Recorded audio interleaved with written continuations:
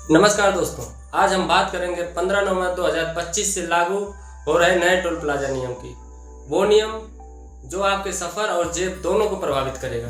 तो वीडियो को अंत तक जरूर देखें, क्योंकि मैं एक उदाहरण भी दूंगा जिससे ये नियम आपको क्लियर हो जाएगा। साथियों, अभी अगर आपके गाड़ी पर फास्टैग नहीं हो या वह काम न कर रहा हो तो टोल प्लाजा पर आप चाहे नगद या यूपीआई दोनों माध्यम से टोल पे करने पर दोगुना शुल्क देना पड़ता है।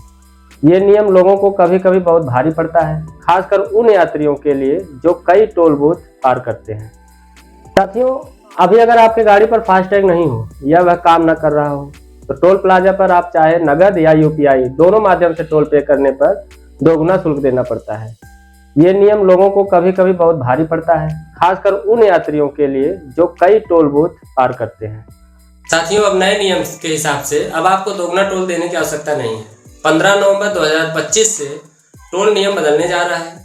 यदि आपके वाहन पर फास्टैग ना हो या वह इनएक्टिव हो और आप नगद टोल देते हैं तो आपको दोगुना शुल्क देना होगा। लेकिन यदि आप यूपीआई डिजिटल तरीके से जैसे फोन पे, गूगल पे आदि से भुगतान करते हैं तो अब आपको केवल 1.25 गुना शुल्क देना होगा। यानी अब डबल टोल की समस्या सिर्फ नगद पेमेंट वालों को होगी और डिजिटल पेमेंट करने वालों को राहत मिलेगी। चलिए उदाहरण से समझते हैं।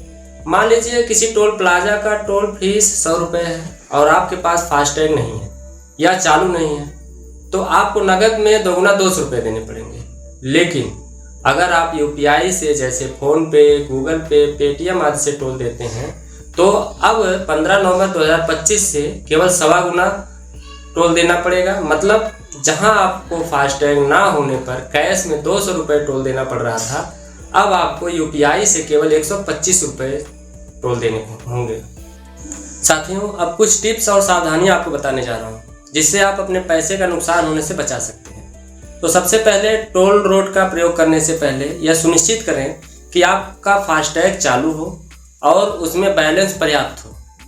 आपका फास्टैग जिस बैंक का है उसके कस्टमर केयर से बात करके यह जानकारी लें कि फास्टैग में मिनिमम बैलेंस कितना रखना है कि टोल प्लाजा पर लो बैलेंस ना आए। कस्टमर केयर द्वारा बताए गए बैलेंस को हमेशा मेंटेन रखें। यात्रा से पहले बैलेंस चेक करें ताकि अचानक नकदी भुगतान की नौबत ना आए। यूपीआई ऐप तैयार रखें। टोल प्लाजा पर क्यूआर कोड या यूपीआई पेमेंट की सुविधा अवश्य होती है।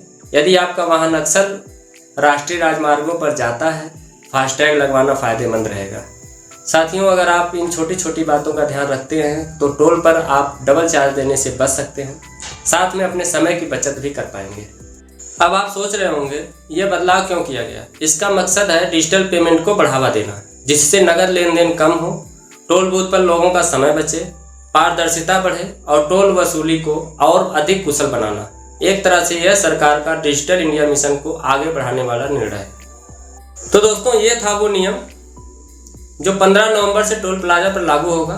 यदि आपको यह जानकारी उपयोगी लगी हो तो इस वीडियो को लाइक करें, शेयर करें और चैनल को सब्सक्राइब करें ताकि हम और ऐसी नई अपडेट लाते रहें। नीचे कमेंट में बताइए कि आपको ये बदलाव कैसा लगा। आपके अनुभव हम जानना चाहेंगे। धन्यवाद और सुरक्षित यात्रा करें।